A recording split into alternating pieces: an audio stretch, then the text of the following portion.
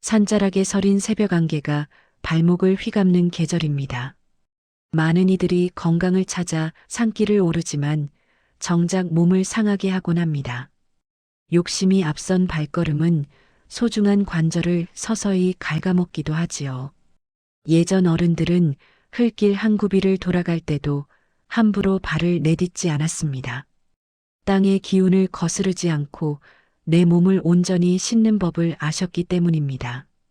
굽이진 길목마다 숨겨진 선조들의 보행에도 삐걱대는 몸을 다스리고 천천히 오래 걷게 하던 그 시절의 비결을 나눕니다. 가파른 바위길을 오를 때면 숨이 턱 끝까지 차오르곤 합니다. 무거워진 다리는 자꾸만 땅속으로 꺼져드는 것 같지요. 어른들은 산에 오르는 것을 정복이라 여기지 않으셨습니다. 오히려 산의 품에 잠시 몸을 빌리는 것이라 말씀하셨습니다. 마루 아래 놓인 낡은 고무신 코가 늘 정갈했던 이유가 있습니다. 한 걸음이 곧 내 몸의 평생을 결정한다는 것을 아셨기 때문입니다. 흙먼지 날리는 길 위에서도 어른들의 허리는 늘 곧았습니다. 그것은 억지로 세운 힘이 아니라 땅을 대하는 겸손한 마음이었습니다. 비탈진 길에서 무릎이 비명을 지를 때 선조들은 잠시 멈춰 섰습니다. 바람의 방향을 살피고 내 발바닥이 닿는 감촉에 집중하셨지요. 화려한 등산화도 단단한 배낭도 없던 그 시절이었습니다. 하지만 그분들의 걸음에는 지금 우리가 잃어버린 깊은 이치가 있었습니다. 이제 그 잊혀가는 보행의 도를 따라 옛길을 함께 걸어보려 합니다. 예전 어른들은 먼 길을 떠나기 전 집신 매듭부터 다시 살피셨습니다. 천리길도 결국 한 걸음의 정성이 모여 만들어진다는 것을 아셨지요. 장터를 오가고 높은 고개를 넘던 그분들의 걸음은 늘 일정했습니다. 해를 등지고 걷거나 달빛을 길잡이 삼아 걷던 수많은 세월이 있었습니다. 마을 어기 느티나무 아래서 잠시 숨을 고르던 할아버지의 모습이 기억납니다. 먼 길을 다녀오셔도 무릎 한번 두드리지 않던 그 단단한 힘의 원천. 그것은 무작정 빨리 가려는 조급함이 아니라 몸의 흐름을 따르는 순리였습니다. 선조들은 뼈마디가 상하지 않도록 몸의 무게를 나누는 법을 몸소 익히셨습니다. 괴나리 보찜 하나를 매더라도 어깨에 수평을 맞추고 발바닥 전체로 땅을 읽으셨지요. 그 시절의 보행은 단순히 이동하는 수단이 아니라 마음을 닦는 수행이기도 했습니다. 오랜 시간 흘길을 지켜온 그분들의 뒷모습에 담긴 묵직한 가르침. 이제는 기록에도 잘 남지 않은 몸으로 전해 내려온 보행의 도를 다시 꺼내봅니다. 우리는 건강을 얻으려 산을 오르지만 때로는 몸에 빚을 지고 내려옵니다. 발등을 꽉 쬐는 비싼 신발을 신고 가파른 길을 단숨에 오르려 하지요. 정상에 서야 한다는 조급함은 발바닥이 땅에 닿는 감촉을 잊게 만듭니다. 어른들은 이를 두고 몸의 기운을 깎아먹는 걸음이라 하셨습니다. 무릎이 비명을 지르는 것은 세월 탓만이 아닙니다. 내 몸의 무게를 땅에 온전히 맡기지 못한 채 억지로 버틴 탓입니다. 가파른 내리막에서 무릎을 툭툭 던지며 걷는 발소리를 들어보셨나요? 그것은 뼈와 뼈가 맞부딪히며 내는 서글픈 마찰의 소리였습니다. 선조들은 산길을 오르는 것보다 내려오는 것을 더 엄히 여기셨습니다. 오를 때는 기운을 쓰고 내려올 때는 몸의 빚을 갚는 것이라 보셨지요. 우리는 숨이 찬 것만 경계할 뿐 관절이 메말라가는 것은 알지 못합니다. 막힌 혈기를 뚫지 않고 억지로 근력을 쓰니 뼈마디에 냉기만 차오릅니다. 좋은 것을 먹어 채우기 전에 먼저 잘못된 걸음부터 비워야 합니다. 무작정 많이 걷는 것이 능사가 아니라는 사실을 깨달아야 합니다. 내 무릎을 갉아먹는 것은 험한 산길이 아니라 마음속의 조급함입니다. 가장 먼저 발바닥에 마음을 두는 법부터 시작하셨습니다. 어른들은 걸음을 내디딜 때 뒤꿈치부터 땅을 어루만지듯 닿게 하셨지요. 마치 살얼음판을 걷는 선비처럼 조심스럽고도 정갈한 움직임이었습니다. 기억하시나요? 비가 온 뒤 젖은 마당을 가로지를 때 발자국이 깊게 남지 않도록 사뿐히 걷던 그 뒷모습을요. 그것은 단순히 조심하는 것이 아니라 몸의 무게를 온 발바닥에 골고루 나누는 지혜였습니다.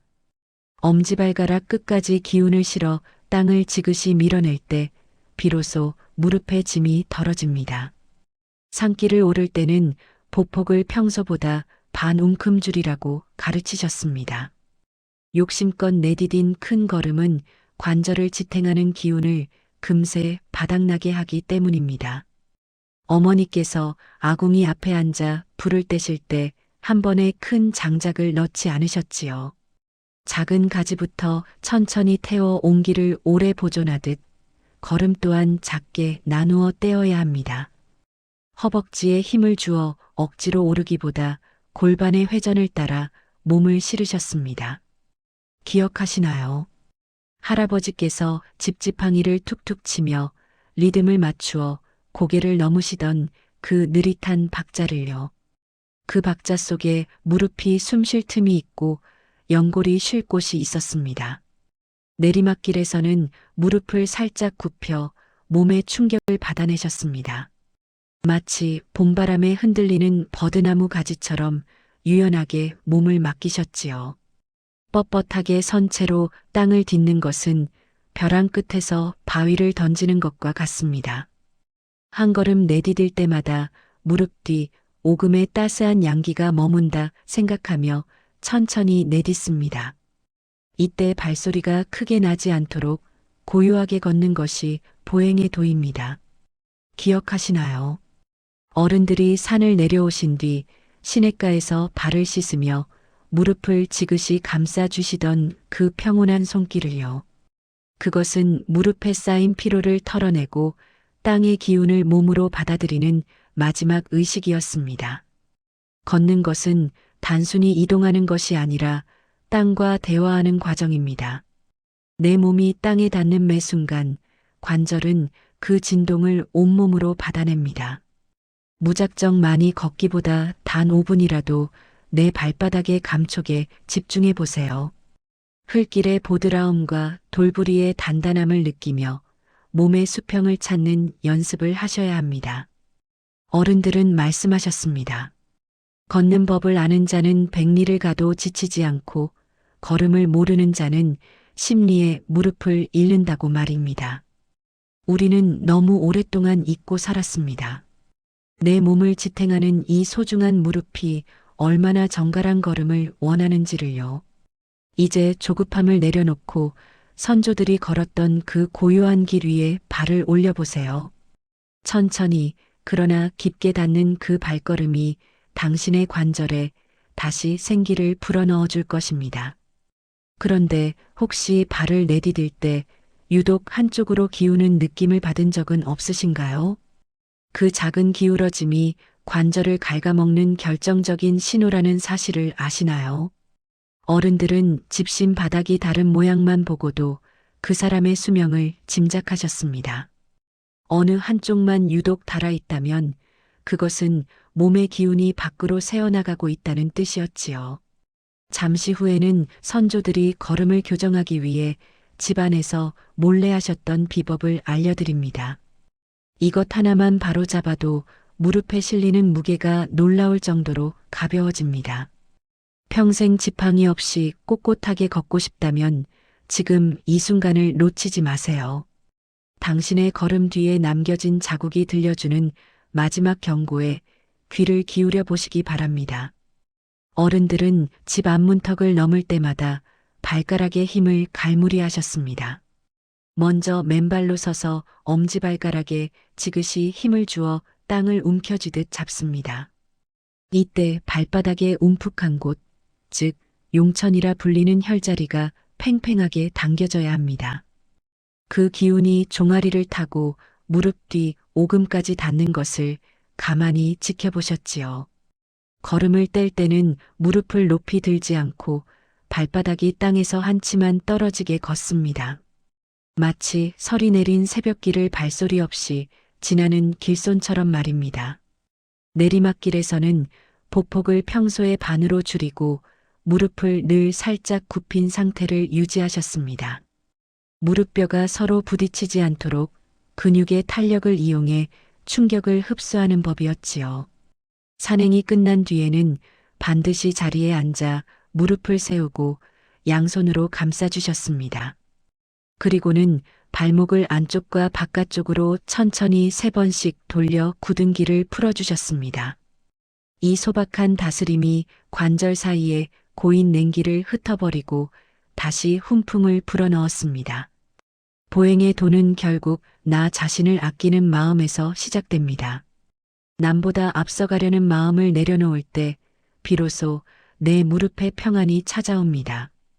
천천히 걷는다는 것은 뒤처지는 것이 아니라 내 몸의 소리에 귀 기울이며 평생을 함께할 동반자를 보살피는 일입니다. 오늘 당신이 내디딘 그 정갈한 한 걸음이 먼 훗날 지팡이 없이도 세상을 자유로이 누빌 든든한 뿌리가 되어줄 것입니다. 선조들이 그러하셨듯 땅을 원망하지 않고 내 몸을 다스리며 오래도록 고요한 산길의 정취를 누리시길 진심으로 기원합니다. 어제보다 가볍고 내일보다 단단한 당신의 발걸음을 응원합니다. 오늘도 평온하고 넉넉한 하루 되시길 바랍니다.